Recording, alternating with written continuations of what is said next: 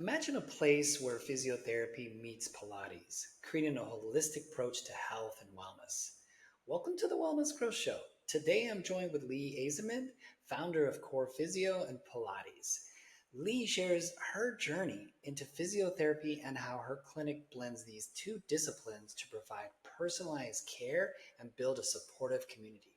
Let's dive into how Core Physio plus Pilates is changing the game of both clients and staff. Today we are sitting down with Lee Ajzenman, founder of Core Physio. Welcome, Lee. Happy to have you here. Thank you, Scott. Really happy to be here. Excellent, excellent. So, Lee, you knew from a young age that physio was your path. What was it about your early experience that made it feel so meaningful and personal? I think as a teenager, when I went to the physio, I felt like he really gave me a sense of hope in terms of my injury and being able to know that I was going to get back to what I loved. He educated me as to what was going to happen. Because when you're injured and you're a teenager and everything is about, if sport's really a passion of yours, it can be quite intimidating and quite upsetting. So he gave me really a beautiful sense of hope. I built a great relationship with him and he became I felt like a friend that I could, because I saw him quite a bit. So it really felt like he gave me hope, and I loved how he educated me about my injury so I could know a bit more, and it helped my rehab. Okay. Well, just curious, what sport or what kind of injury did you end up getting? I was a big netballer, so it was a lot of ankle sprains and mainly Oh, ankles. okay, okay. So, what inspired the creation of Core Physio, and maybe how did you envision like blending Pilates with physiotherapy from the beginning? So I also danced my whole high school career, my whole high school years. So movement has always been a very big passion of mine. And once I finished uni, I realized that the hands-on treatment is really important for injury management, but the movement side of things takes people to the next level and beyond. I knew from pretty early after I finished uni that blending the hands-on acute care of physio with rehabilitation, which Pilates I learned pretty soon after university was just an incredible rehab model, um, is just a really way to get people from acute pain to beyond to like performance, or just to be able to live a really healthy, happy life. So my vision was always to create, when I knew I wanted to kind of have something of my own, a studio where people came injured or in pain and took them to no pain and beyond, like a long-term journey, and to feel like they're having the best opportunity for a healthy life. Okay. So you talk about like the long-term journey. So you've built a core around of this like, full journey. So from injury recovery to long-term health, like how do you think that continuum of care, how does that shape like your outcomes for your That's a great question. I think the first thing is that we're very personalized. So we really make sure that we try and understand our clients' goals from when they start. And obviously their goals will change over time. So just checking in with them and making sure that we are meeting their goals. Because if people are, coming week in, week out, and we're not stopping and reevaluating, they can just have no real purpose. So I think having those catch ups, those one-on-one catch ups, and making notes, creating plans really helps to achieve their goals.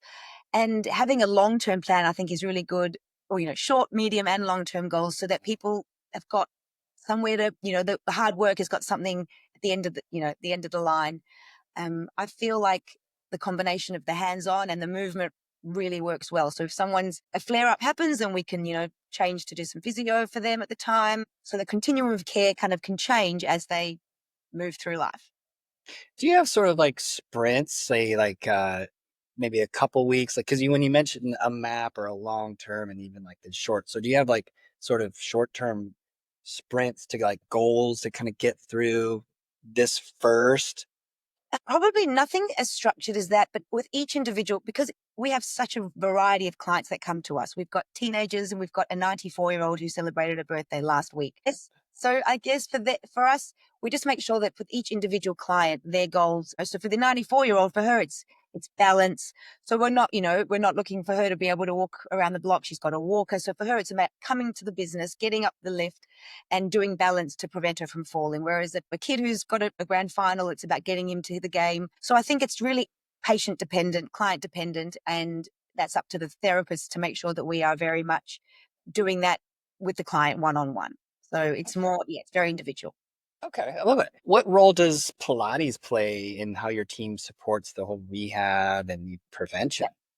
So firstly, just making sure that you understand that all the my therapists are physiotherapists and have all done extensive Pilates training. So not just your weekend course. So Pilates is an incredible mind body conditioning program that really targets the whole body in many different ways. And the equipment that we have can facilitate movement, it can enhance movement, it can become resistant. So we use Pilates as a form of physio, really, because we're using it to make something move better. We're using it to strengthen areas. So we're using the equipment not just like an exercise program, but it's really to help facilitate what we want. So it's kind of a rehab modality. There's springs on the equipment, so it can really help with someone's tight to mobilize, but we use our hands on as well. So it's different to other kind of fitness Pilates, but because we're Okay. physios and have done, a much longer comprehensive course, it's very much tailored to an individual as well. And that makes you guys really unique because you said that all the everybody's a physio and everybody also offers the Pilates as well as part of the Yes. program. Very impressive. Right. All right. So then tell me more about how Pilates plays into like maybe go a little bit deeper, like how they support the rehab, prevention. Yeah, amazing. So I guess depending on the injury level, you would start with, the Pilates can be quite gentle and it can help facilitate pain relief. So if someone's got a disc bulge, for example, we do exercises that are going to help to, nourish the disc and get the disc moving in the right direction. So it's very, very tailored. Then when someone's getting stronger, we focus then on, getting them stronger through their core. And then once they're, over that kind of subacute phase, well, then we're focusing on just overall strength and becomes quite dynamic. So Pilates is very, very fluid. As I said, we've got, any age can do Pilates in the way Yeah, that we do it that's here great. because it's a small group, only 4 people and one physiotherapist. So it's Okay. very, very individualized. And so the exercises, look, you can't even count how many. It's really, and being physios, we use our clinical reasoning. So when someone arrives, they might say, look, I'm really sore today in my shoulder, and we'll change that program that day. So we'll make it much more tailored. It can be really specific to an individual, which that's how we do it at Core. Okay. And yeah, it really works deeply. It's amazing. Yeah, no, and I love that you touched on somebody, okay, if you come in and your shoulder's hurting, it's like, no, you're not going to do the same program and you'll Yeah, customize it. It's like, okay, let's do absolutely. something, let's work on something else, or let's not agitate it and make that worse, right? Absolutely. Because we're Okay. physios, that's really our point of difference. That if they come in sore, they'll walk out not sore. So Yeah. we really Okay. can tailor the sessions to make them Okay. really individual. That's great. Okay. So you mentioned like you've got somebody who's like in the 90s, like all ages, but many or some or many of your clients have been with you for what, nearly 2 decades? Yes, we have a lot of clients who've been coming for 10 years, but yeah, almost, we've got about, I don't know, at least 20 or so that have been coming since the very beginning, almost But 18 years. We've got a handful have come to the business 1,000 times. We've got a lot of people in our 500 club. It's really quite wow. amazing. Yeah. When you stop and think about it. When you say club, what do you mean by that? So when they 500 do club. 500, we give them a towel with our logo on it. We have a photo. They go on our social media, and we make a big deal in the studio and make them feel really Oh, and that's like 500 visits? 500 Okay. visits. Okay. Just wanted to clarify. That's awesome. So and I love this and I feel like you've kind of answered some of this, but what do you think keeps them coming back? I mean, I hear that you celebrate that the visits. What is it maybe even like day to day or I think there's a combination of things. I think from the moment they become our client, they become kind of part of our family. It's a really beautiful community feel and a community atmosphere here at Core. So from the moment, when they call reception, the receptionists know who they are. They ask about their lives. They're not just a number. They chat in reception. The class vibe becomes quite a lovely part of people attending. They often do it with the same people every week. But I think really what sets us apart is the level of service from reception, but also the physios. We really go over and above the call of duty. Like we really provide, I think, exceptional care in terms of what we do in the studio, but what we do out of the studio. If someone can't get in, we'll try very hard to get them in. We will okay. hold spots for people who are going away. We just try really hard to make the experience professional, but kind of next level. Yeah, and I think you shared when we chatted before about the team is known for their warmth and connection. So how do you sort of instill that? How do you bring that in? How do you bring that culture inside the clinic and, through potentially your hiring and just thinking about that day to day, whether it's, uh, going beyond just saying hello when somebody comes in, like share more about that. Yeah, and even just the saying hello, I think when I have new staff and, when we're inducting somebody new, that's one of, our value is to be warm and to greet everyone, even if it's not your client, even if it's not in Mhm. your class, just making everyone feel super warm and safe. Our mission is to create a really safe environment for people to feel like empowered and a really personalized service. So really that warmth, I think, comes from the moment they walk in the door. I think being a really good listener and making sure that from reception to the physios, we listen and that builds that trust. I feel like I can train any physio in terms of the detailed physio stuff, but it's their values. It's how they live and breathe our core values. So the team really knows our values and which is, there's a big list of them. But I think making sure that the team feel the warmth from me, from Yeah. higher up. As a team, we do things together to ensure that they feel that warmth and connection as a team as well as with the clients. Sure. And I imagine too, is like there might be some bickering, in the back end or whatever, like time to time, imagine like anywhere. But just having that respect and that love and the care is gonna go, reflect out into the patients as well, I imagine. So kudos. Kudos on you for that. Keep that going. So tell me, you've developed a strong internal mentoring structure. What's maybe your approach to developing new clinicians? Maybe because I know you shared a little bit on that, but how do you just continue to keep those standards high? It's hard work, but I think it's worth it because at the end of the day, I'm not doing very much in the studio these days. So I need to make sure that my staff are doing what I would, are doing gold. We call it gold standard. So I Okay. put a lot of effort on in my new team and the current team. So we've got a great CPD, continuing professional development program as well. Mhm. But with the new staff, depending on what they need, I really give it my all. So the recruitment process is really thorough, but then the induction process is probably more thorough than anywhere because I really want to make sure that I'm setting them up for success. I've set the Totally. bar high, so it has made it harder on me, but in the end of the day, it's an investment. I want both the clinician and the client to have a good experience when there's somebody new. So I've set a lot of time aside for that mentoring and I've got documents and videos, but a lot of it's actually just me with the clinicians face to face. Making sure you give them that support, answering questions, kind of gauge how they're feeling, struggles, all that good stuff. Yeah. Okay.